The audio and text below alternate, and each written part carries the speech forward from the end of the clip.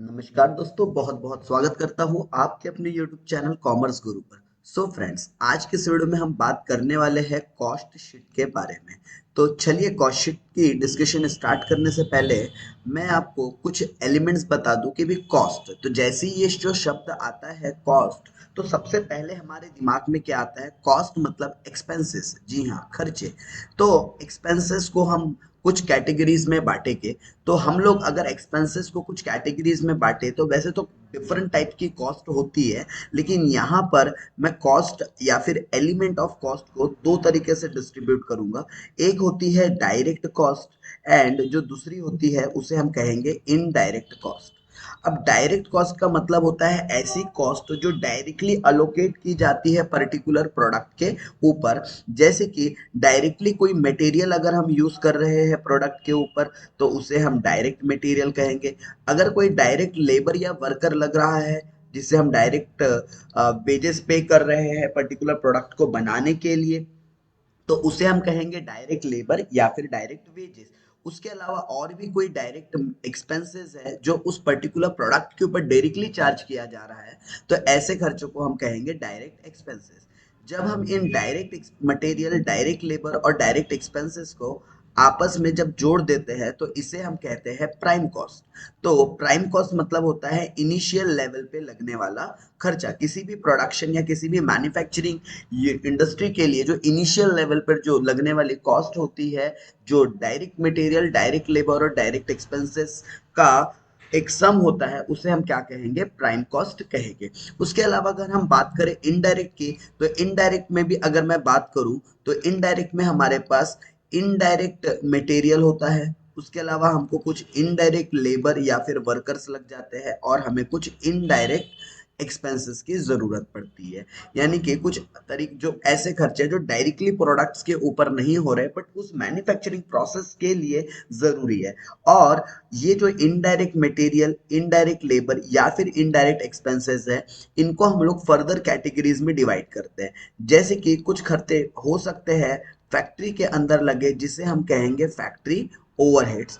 कुछ खर्चे हो सकते हैं जो ऑफिस एंड एडमिनिस्ट्रेशंस के लिए लगे, तो उसे हम ऑफिस एंड एडमिनिस्ट्रेशंस ओवरहेड कहेंगे।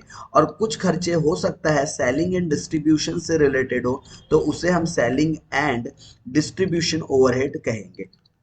तो इस तरीके से हम अपने इस कॉस्ट शीट के अंदर अपने कॉस्ट का जो अलोकेशन करेंगे या क्लासिफिकेशन करेंगे, एक प्राइमरी कॉस्ट के रूप में अलग करेंगे, उसके अलावा फैक्ट्री कॉस्ट के रूप में अलग करेंगे, ऑफिस एंड एडमिनिस्ट्रेशन ओवरहेड के रूप में अलग करेंगे और सेलिंग एंड डिस्ट्रीब्यूशन के रूप में अलग करेंगे।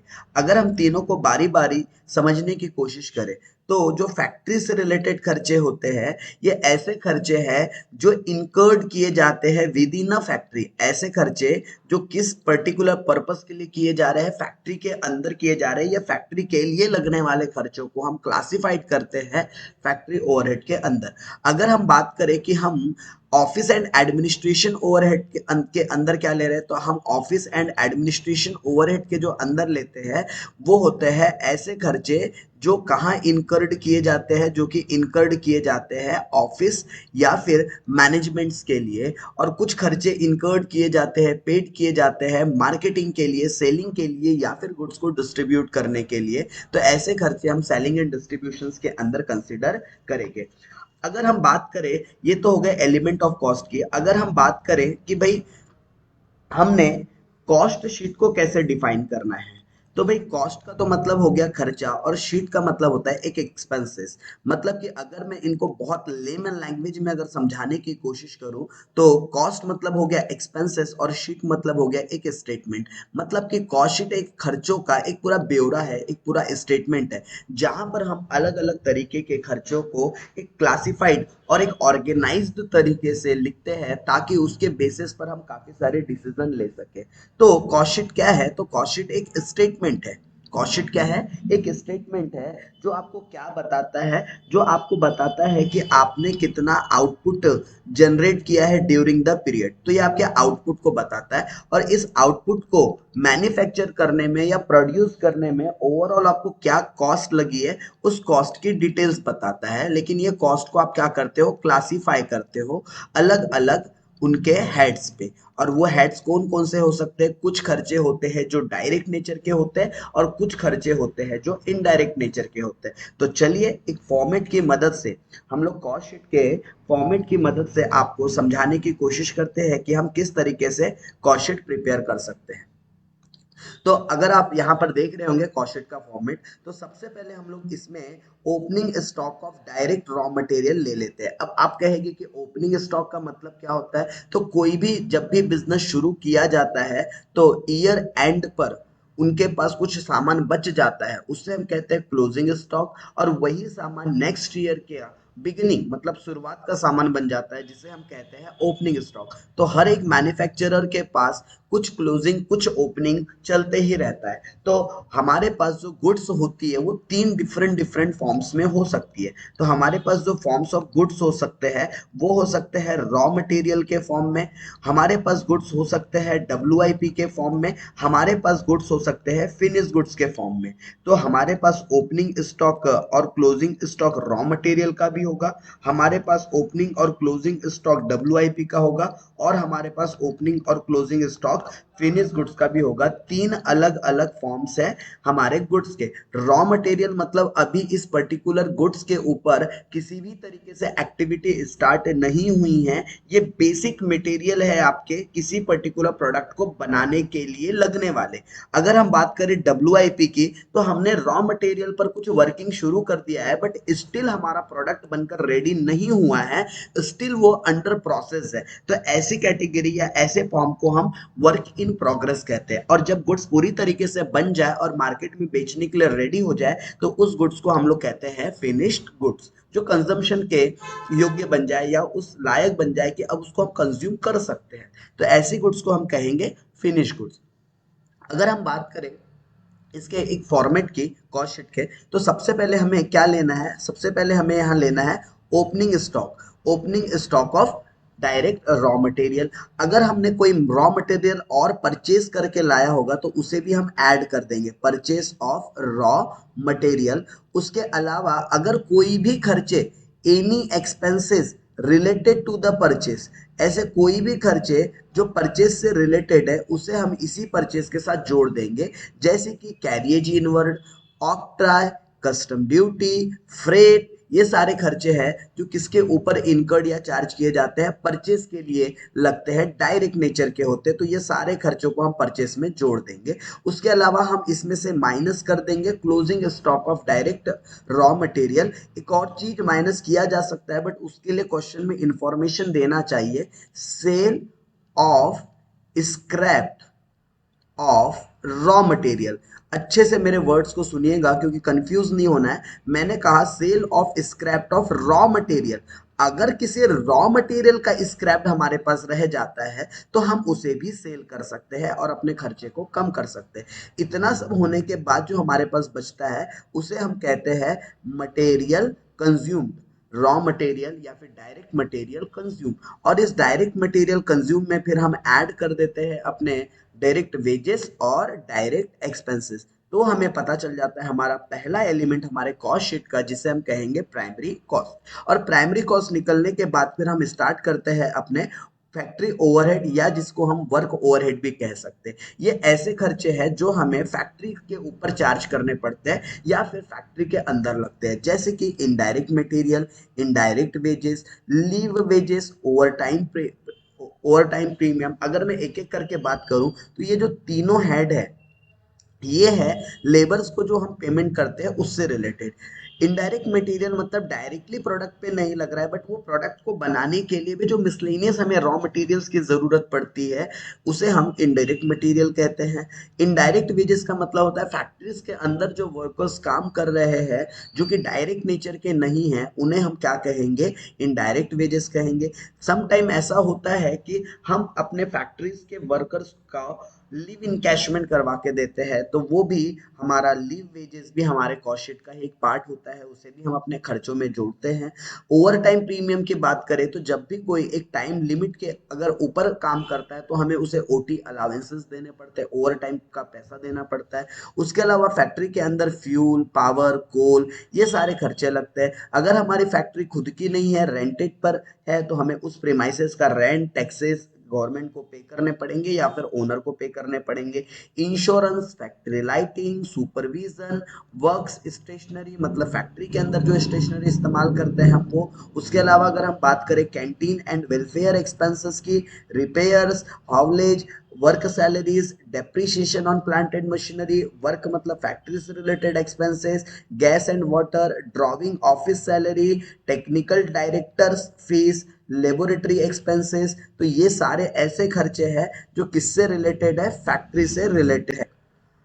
आगे अगर हम और बात करें कि कौन कौन से खर्चे फैक्ट्रीज के अंदर आते हैं, तो works telephone expenses, internal transport expenses, और इसमें से हम लोगों को लेस करना होता है सेल ऑफ स्क्रैप। लेकिन अब ये कौन सा स्क्रैप है, तो ये स्क्रैप है एट फैक्ट्री के अंदर का, मतलब जब डब्ल्यूआई की प्रोसेस में जब हमारा गुड्स चली जाता है और वहां से जो स्क्रैप निकलता है उसे हम लेस करते हैं। उसके अलावा हमें ओपनिंग स्टॉक ऑफ, यहाँ ऑपरेटिंग लिखा है, ये गलती से, इसे आप करेक्ट कर सकते हैं, ओपनिंग स्टॉक ऑफ डब्ल्यूआईपी, और लेस कर देंगे क्लोजिंग स्टॉक ऑफ डब्ल्यूआईपी। तो हमारे कॉस्ट शीट का सेकंड एलिमेंट और सेकंड कॉस्ट पता चल जाएगा, जिसे हम कहेंगे वर्क कॉस्ट। फिर वर्क कॉस्ट के बाद हमें तीसरी कॉस्ट जो कि है ऑफिस एंड एडमिनिस्ट्रेशन से रिलेटेड, हमने ये कॉस्ट को कंसिडर करनी होती है। तो ऑफिस एंड एडमिनिस्ट्रेशन में कॉस्ट की बात करूँ तो इसके अंदर office salaries, director fees, office rent and rates, taxes, उसके अलावा ऑफिस का स्टेशनरी, ये सारी चीजें हैं जो हम लोगों को कहाँ देखने को मिलती है, ऑफिस के अंदर। उसके अलावा हम और बात करें तो उसके अलावा हमारे पास कुछ ऑफिस से रिलेटेड मिसलेनियस जनरल एक्सपेंसेस हो सकते हैं। ऐसे इक्विपमेंट्स जो ऑफिस के अंदर यूज किए जाते हैं उसके ऊपर जो डेप्रिसिएशन लगा वो हम इस ऑफिस एंड एडमिनिस्ट्रेशन ओवरहेड के अंदर क्लासिफाइड कर देंगे। ऑफिस फर्नीचर, ट्रेड मैगजीन्स या ट्रेड जर्नल, बेसिकली हम ऑफिस में मैगजीन्स या जर्नल, न्यूज़पेपर्स मंगवाते हैं तो ये उससे रिलेटेड खर्चे हो गए।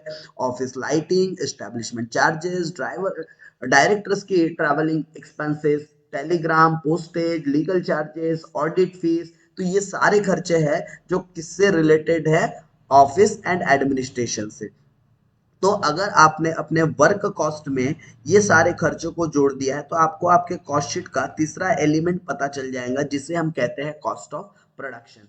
और फिर कॉस्ट ऑफ प्रोडक्शन में हम opening stock of finish goods को ऐड कर देंगे और closing stock of finish goods को लेस कर देंगे, तो हमें पता चल जाएगा हमारे कॉस्ट शीट का चौथा एलिमेंट, जिसे हम कहते हैं कॉस्ट ऑफ गुड्स सोल्ड। उसके अलावा अगर हम बात करें कॉस्ट ऑफ गुड्स सोल्ड के अलावा, तो हमारे पास कॉस्ट ऑफ गुड्स सोल्ड के अलावा हम बात करें तो हमारे पास लास्ट जो खर्चों के हेड्स होते हैं, जिसे हम कहते हैं selling and distribution.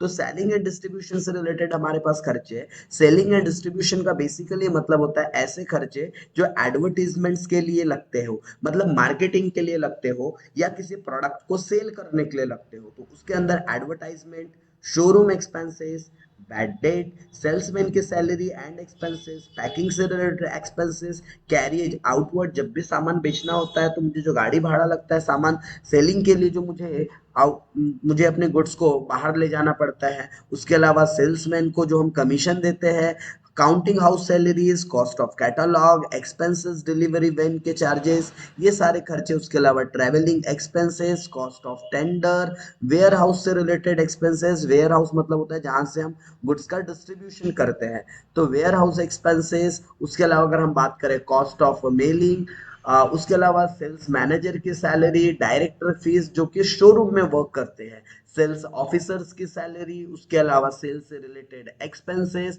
Delivery van से रिलेटेड डेप्रिसिएशन, एंड जो हम लोग अलग अलग ब्रांचेस से जो सेल कर रहे हैं सामान, तो उन ब्रांचेस के खर्चे को भी हम लोग कंसिडर करते हैं। और इतना करने के बाद जो हमारे पास सम आता है उसे हम कहते हैं टोटल कॉस्ट, और ये हमारे कॉस्ट शीट का पांचवा और आखिरी कॉस्ट होता है। फिर इस टोटल कॉस्ट में हम लोग सम प्रॉफिट ऐड करते हैं और हमें सेलिंग प्राइस पता चल जाती है। और अगर दोस्तों आपको क्वेश्चन में सेलिंग प्राइस दिया हो तो आप लोग प्रॉफिट निकाल सकते हो सेल माइनस टोटल कॉस्ट करके। तो ये एक एग्जॉस्टिव फॉर्मेट था। हम लोग आगे वन बाय वन कंटिन्यूटी में और बात करेंगे इस पर्टिकुलर चैप्टर से रिलेटेड। हमारे पास काफी सारे सवाल है, तो हम इन सवालों को भी यहीं पर सॉल्व करेंगे, आप लोगों के साथ सॉल्व करेंगे। लेकिन आप लोगों को पहले ये जो एग्जॉस्टिक लिस्ट हमने आपको प्रोवाइड की है, आपको एक बार इनको पूरी थोरोली तरीके से रीड कर लेना है। अगर कोई भी शब्द का मतलब आपको समझ में नहीं आया, क्योंकि मैंने इसको एक ओवरव्यू करवाया है, तो प्लीज आप कमेंट बॉक्स में अपने टर्म्स लिखिएगा जो आपको मीनिंग समझ में नहीं आया। डेफिनेटली हम उसको एक्सप्लेन करने की कोशिश करेंगे, आपको उसका रिस्पॉन्ड मिलेगा। अगर हम बात करें कि ऐसे कौन कौन से आइटम्स है जो हमारे कॉस्ट शीट में इंक्लूड नहीं किए जाते, दे दैट पर्टिकुलर एक्सपेंसेस आर, तो वो कौन कौन से खर्चे हैं? वो है cash discount, interest paid, preliminary expenses written off, goodwill written off, provision for taxation, provision for bad debt, transfer to reserve, donation, income tax paid, dividend paid, profit and loss on sale of fixed assets, and किसी भी प्रकार का हमने कोई compensation पे किया है, ये सारी चीजें। तो ये जो चीजें हम कॉस्ट शीट में नहीं लेते, ये ऐसे खर्चे हैं जो basically part of the financial accounting के होते हैं। ये सारे खर्चे किसके पार्ट है? फाइनेंशियल अकाउंटिंग के पार्ट है, बट कॉस्ट अकाउंटिंग के पार्ट्स नहीं है, बिकॉज मैन्युफैक्चरिंग करते समय इन सारे खर्चों का कोई इस्तेमाल नहीं होता। इसलिए ये सारे ऐसे खर्चे जो हम अपने प्रोडक्ट के ऊपर अलोकेट नहीं करते हैं। सो होप आप लोगों को यहाँ तक की चीजें क्लियर है, एंड आप एक बार सारी चीजों को रीड करेंगे, और हम अगली क्लास से आगे के जो हमारे क्वेश्चंस एंड सॉल्यूशंस हैं, हम उससे रिलेटेड डिस्कशंस करेंगे। तो तब तक के लिए टाटा बाय बाय, मिलते हैं अगले वीडियो में। आपको अगर ऐसे ही नॉलेजेबल और एकेडमिक वीडियोस चाहिए कॉमर्स स्ट्रीम से रिलेटेड, तो आप चैनल को सब्सक्राइब कीजिए, शेयर कीजिए अपने दोस्तों के साथ, और पाइए ऐसे ही इंटरेस्टिंग वीडियोस। तो धन्यवाद दोस्तों।